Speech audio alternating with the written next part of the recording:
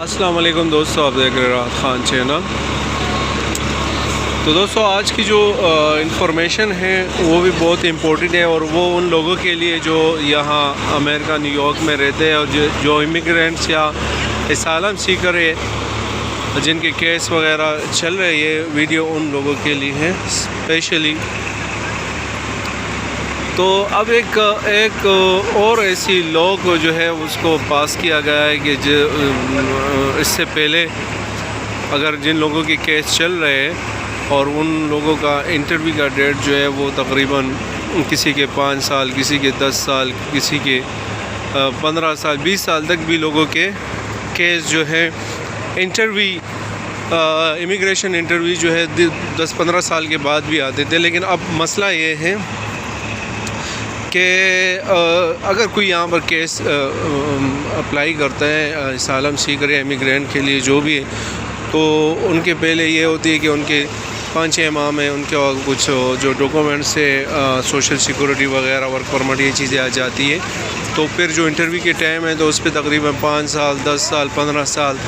اور 3 سال بھی لگ جاتے ہیں، لک کی بات ہے۔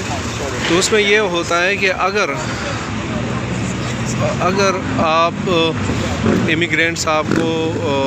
مطمئن نہیں ہو گئے، آفیسر انہوں نے آپ کو ریجیکٹ کر دیا، تو آپ کا 2 صورتوں میں، ایک تو آپ کا وہ انٹرویو جو ہے وہ تو کورٹ میں چلا جائے گا، اور پھر کورٹ پہ آپ کی جو ہے وہ کیس چلے گی، اس پہ کتنا عرصہ لگتا ہے۔ اور جو پہلے جو ڈیٹ ہے امیگریشن کا، اس پہ کافی ٹائم لگ جاتا ہے۔ تو اب ہوا یوں کہ اب یہ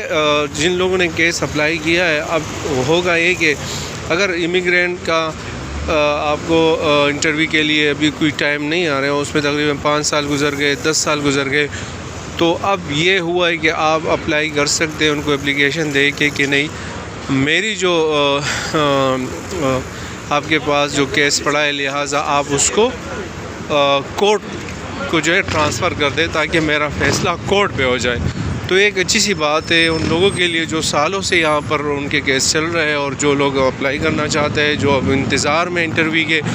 تو یہ بہت اچھا ان لوگوں کے لیے بہت فائدہ مند ہے۔ تو یہ ایک چھوٹی سی انفارمیشن تھی آپ سب لوگوں کے لیے، جو زیادہ تر یہاں کے جو لوگ رہ رہے ہیں ان کے لیے بھی، اور جو لوگ جاننا چاہتے ہیں ان کے لیے بھی۔ اپنا بہت سارا خیال رکھیے گا، اپنے پیرنٹس کا رکھیے گا،